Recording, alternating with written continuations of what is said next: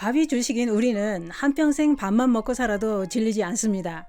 또한 노년은 밥심으로 살아간다는 말도 있지요. 그만큼 밥이 우리 건강에 중요하다는 건데요. 그래서 요즘은 몸 생각해서 밥도 하얀 쌀밥만 먹지 않습니다. 섞을 수 있는 건 다 섞어서 잡곡밥을 지어 먹는 분들이 많지요. 그런데 몸에 좋다는 잡곡밥 때문에 오히려 건강을 망치고 있는 분들도 있습니다.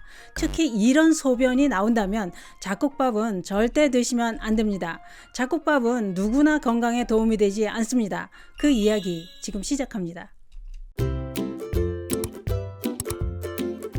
안녕하십니까. 노년생활정보의 모든 것 조여사 전성시대입니다. 오늘은 어떤 밥을 드셨나요? 대부분의 사람들은 밥을 할 때 쌀 외에 잡곡을 한 가지 이상 섞어서 밥을 합니다. 하얀 쌀밥만 먹는 것보다는 잡곡을 섞어서 먹어야 건강에 좋다고 알려져 있기 때문인데요. 특히 당뇨가 있는 분들은 밥할 때 더욱더 신경을 쓰게 됩니다. 잡곡을 이것저것 섞어서 먹다 보면 백미로만 밥을 하면 밥맛이 싱겁게 느껴집니다. 이렇게 잡곡을 섞어서 밥을 하면 잡곡의 영양소가 건강에도 큰 도움이 되지만 밥맛도 훨씬 좋습니다. 옛날 배고팠던 시절에는 흰 쌀밥이 부의 상징이었지만 요즘은 비만과 당뇨에는 멀리해야 되는 게 쌀밥입니다. 잡곡은 종류도 많고 잡곡에 따라 영양소도 다 다릅니다. 땀을 많이 흘리고 폐가 약한 사람은 율무와 수수가 좋고 위장이 약한 사람은 찹쌀이나 차조를 섞어서 밥을 지어 먹는 게 소화가 잘 되고 간 기능이 약한 사람은 서리태를 넣어서 밥을 지어 먹는 게 좋고 고지혈증엔 기장을 섞어서 먹으면 도움이 된다고 하는데요. 그런데 이렇게 건강에 도움을 주는 잡곡도 누구나 건강을 위해 마음 놓고 먹을 수 있는 건 아니었습니다. 잡곡으로 밥을 지어 먹는다고 해서 영양소 효능만 누릴 수 있는 건 아니다. 이런 얘기입니다. 왜 그럴까요? 잡곡은 공통적으로 식이섬유가 많이 들어있습니다. 식이섬유는 잡곡 100g당 평균 5에서 8g이나 들어있을 정도로 식이섬유 함량이 높습니다. 그런데 만약 백미에다 잡곡을 섞는 수준이 아닌 백미보다 잡곡 양을 더 많이 넣고 밥을 지어 먹는다면 한 끼에 15에서 20g의 식이섬유를 섭취하게 된다 이겁니다. 그런데 하루 식이섬유 권장 섭취량은 20에서 25g이기 때문에 잡곡밥만으로 한 끼에 하루 권장 섭취량을 다 섭취하게 된다는 겁니다. 여기서 문제가 생깁니다.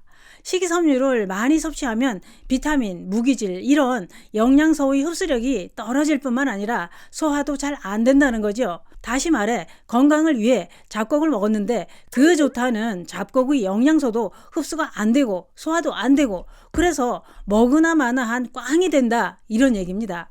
그렇기 때문에 잡곡을 먹으면서 소화도 잘 되고 잡곡의 영양소도 흡수해 건강에 도움이 되려면 무작정 많이 먹는 게 장땡은 아니다 라는 거지요. 그래서 잡곡밥을 할 때 잡곡과 백미 비율을 잘 맞추는 게 중요하다고 합니다. 그러면 어떻게 섞어야 좋을까요? 전문가들은 이렇게 설명합니다. 백미와 잡곡은 7:3 비율로 섞는 게 제일 좋다. 또한 소화력이 약해지는 노년층과 6세 미만의 영유아들은 잡곡 비율을 더 낮춰서 백미와 잡곡을 9:1로 섞어서 밥을 지어 먹는 게 좋다라고 했습니다. 특히 소화력이 약한 아기들은 잡곡보다는 백미밥을 먹이는 게 좋다. 위염이나 장염 이런 질환이 있다면 잡곡보다는 백미밥을 먹는 게 소화가 잘 돼서 치료에 도움이 된다라고 했습니다.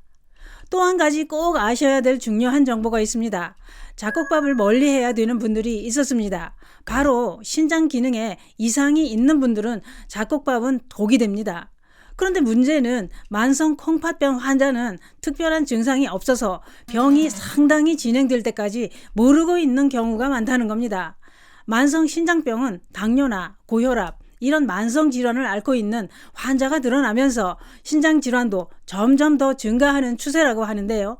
질본 통계 자료에 따르면 우리나라 성인 30세 이상의 4.1%가 만성 신장병을 앓고 있고 특히 65세 이상 노년층들은 16.5% 이상이 신장병을 가지고 있다는 겁니다.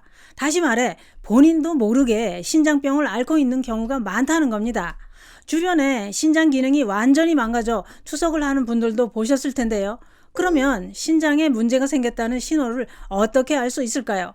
간단하게 소변 검사를 통해 알 수 있습니다만 평소에 늘 피곤함과 피부 가려움, 식욕부진, 부종, 잦은 소변, 소변량이 지나치게 많거나 적을 경우 소변에 거품이 생기는 증상, 혈뇨, 옆구리 통증 이런 증상은 신장에 문제가 생겼다는 신호라고 합니다. 이런 증상이 있다면 지금 나도 모르게 신장병을 앓고 있을 수도 있다는 거죠. 이런 신장 질환은 잡곡밥이 해롭다 이겁니다. 왜냐? 신장 기능에 문제가 생기면 칼륨과 인이 든 식품을 많이 섭취하면 안 되기 때문입니다. 우리 몸은 체내에서 사용하고 남은 칼륨과 인을 소변으로 배출하는데 신장 기능이 떨어져 있으면 칼륨과 인을 배출하지 못한다는 겁니다. 혈액의 칼륨과 인이 배출되지 못하고 그대로 있으면 고칼륨증으로 부정맥이나 심장마비까지 일으킬 수 있어서 위험하다는 겁니다. 그래서 신장 질환이 있다면 칼륨이 많이 들어있는 현미나 잡곡을 먹지 말라는 거죠. 그런데 신장병은 초기에는 체내 나트륨 배출을 돕는 칼륨이 많이 든 식품을 섭취하는 게 도움이 되는데 만성 신부전이 진행되면 신장이 칼륨 배출을 못하기 때문에 칼륨이 많이 든 식품은 뭐든지 조심해야 됩니다. 그러면 당뇨가 있는 신장병 환자는 어째야 할까요? 그럴 땐 전문가와 상의해서 잡곡밥을 먹어야 될지 백미밥을 먹어야 될지 병세와 칼륨 수치에 따라 결정해야 됩니다. 그게 그렇습니다. 하얀 쌀밥만 먹는 것보다는 잡곡을 섞어서 먹으면 잡곡에 들어있는 좋은 영양소가 건강에 도움이 되는 건 사실입니다. 그러나 나도 모르게 앓고 있는 신장병이 있다면 잡곡은 독이 될 수도 있습니다. 또한 노년에 소화 기능이 떨어진 분들도 잡곡을 너무 많이 섞어서 드시는 건 좋지 않습니다. 몸에 좋은 잡곡도 내 몸을 알고 먹어야 건강에 도움이 됩니다. 요즘 소변을 볼 때 유달리 거품이 많이 나오고 부종도 있는지 살펴보시는 건 어떨까요? 신장에 문제가 있다면 잡곡밥보다는 백미밥을 드시는 게 좋습니다. 감사합니다.